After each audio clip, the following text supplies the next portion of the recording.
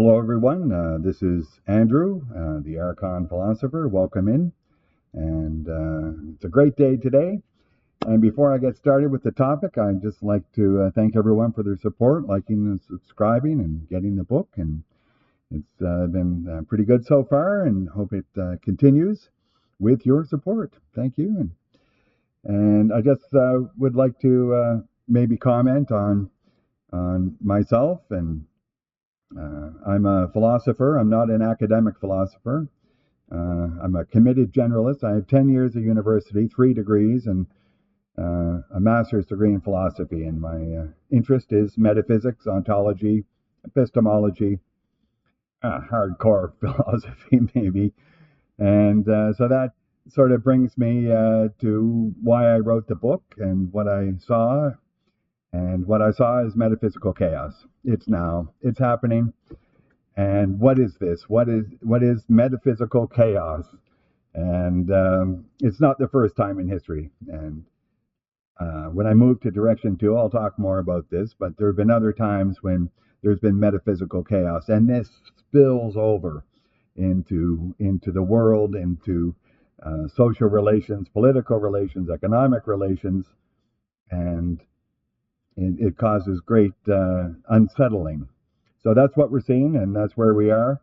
So my hope is that if we can get a good metaphysical grounding, we can protect ourselves, we can move forward in tune with the flow of the universe, whatever that universe might look like.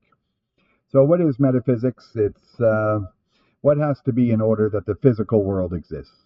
It's just previous to or above or below or something.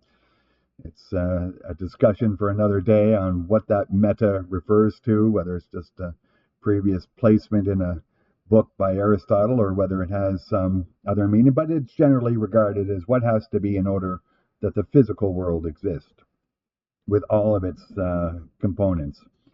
And Leibniz and Heidegger rephrased the question, Leibniz way back when and Heidegger in the 20th century. How is it that there's something rather than nothing? So this is the question that I've been working on, and one answer to the metaphysical question is a supernatural deity, or group of them, pantheism, group of them. Hinduism has both monotheism and pantheism and panentheism. And in the West, we had pantheism, maybe, or maybe not. And then we had the Abrahamic God, supernatural, maybe depends upon whether you take Marcion's view, not logically all-powerful, and then afterwards a logically all-powerful supernatural deity. So that's one answer. Another answer is the Big Bang, and this is the one I grew up in, of course, both of them, but we thought that the Big Bang created everything. How is it that there's something rather than nothing? Well, the Big Bang, but then we asked the question, how is it that there's a Big Bang rather than no Big Bang? And then, physicists, and we're not talking here about modern physicists, at least I hope not, because we're into theory. We're now deeply into philosophy.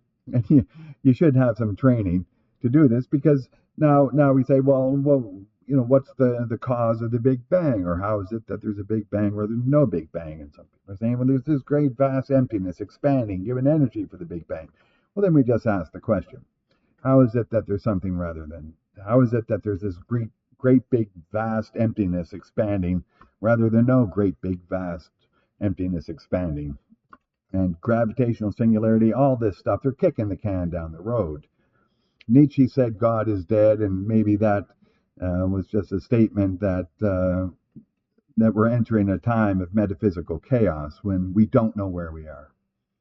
And so I tried to answer this question. The book is The Procession of Sentience. And the main part of this book is a triple creation. It's simultaneous. You have a metaphysical creation of the laws of physical nature, the structure. You have a creation of the things within it. And then you have the creation of the ontological trigger to make reality actually being. And that's a sentient creature like you and I. And I have looked at 2 experiments to determine that it's possible to get information about a future for which a choice has not been made and to collapse an originary universal wave function.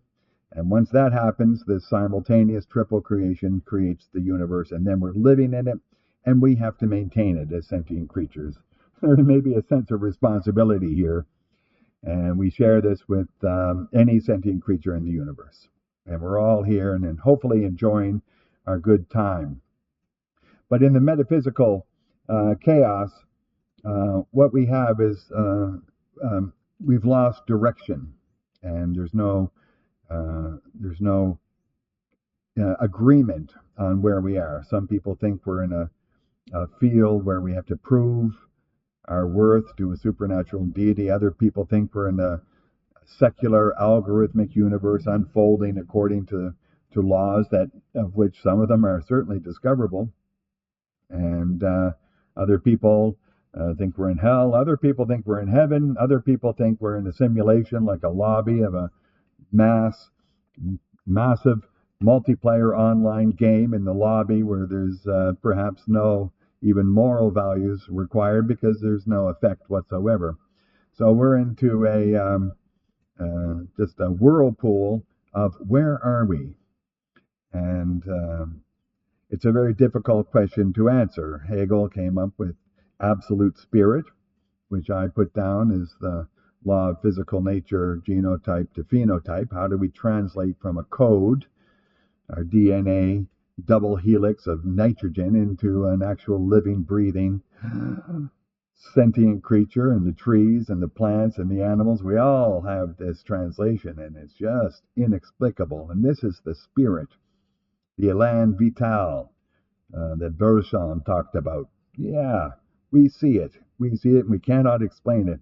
And in this regard, it becomes a structure that we are living within this structure. And the whole structure details where we are. And if you can get to that structure, then we're in the structure. And we have our own personal, subjective experiences. And this is not reality. This is not shared reality. This is a personal experience. And in order to know where we all are, we have to be able to share this. And so I'm hoping that in this video series I'm doing, that we can learn how to get to what we can share rather than something that maybe it's just an idea in someone's head, like Alexius Minong's Golden Mountain. You can imagine a golden mountain, but that doesn't make it reality.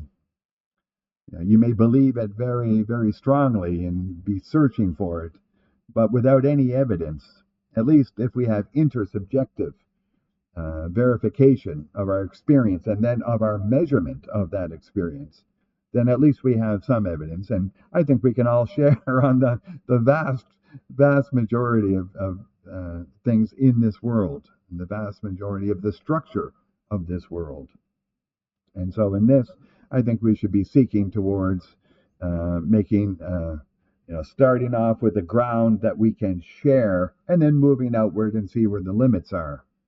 This, I believe, is a way out of the metaphysical chaos, but that's going to mean that we're going to have to be very clear on what counts as evidence. And I probably mentioned it. I'm going to do a video on the problem with the Big Bang. And I mentioned that it's a magical creation.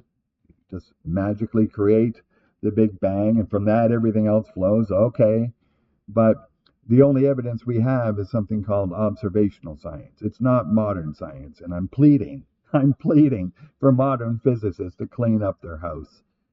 Please don't let these people try to coattail on your greatness. The greatness of findings of modern scientific experiments are what has given us all the control and power and quality of life, I'm going to say, in living this world. There's dangers, there's problems, but compared to what it was 1,000 years ago, we're doing very well in understanding the world as world. And this comes from modern science, not from observational science, from which no conclusion can be drawn. So we have a number of issues that have to be grappled with. And I'm a philosopher. I'm not a physicist, so I understand it well enough, I think. And, uh, quantum physics, studied it philosophically at school for a long time and enjoyed it. And now it seems to be taking the fore in the theory of everything, but it's not everything if it doesn't include everything. And that's the purpose and goal of philosophy. Metaphysics has to include everything. So until we resolve this chaos and get on track to know where we are, then we will not know who we are, and we will not really know what to do, and we'll be running around all in whichever direction, creating what I think is a modern day Tower of Babel where we speak and cannot understand each other. I've spoken about the need to define words like real, exist, reality, and this has to be done. I think we're speaking at cross purposes, and we need to begin to share a grounding to get out of this. Anyway, as I end this, I want to thank everyone for again for the support and all the useful input that's been given, and we'll continue this series. And I've had some requests, and these requests are going to be done. They're on my agenda anyway, I would imagine. But of course, I've given this a lot of thought for a lot of years. I've been doing this since I was 15.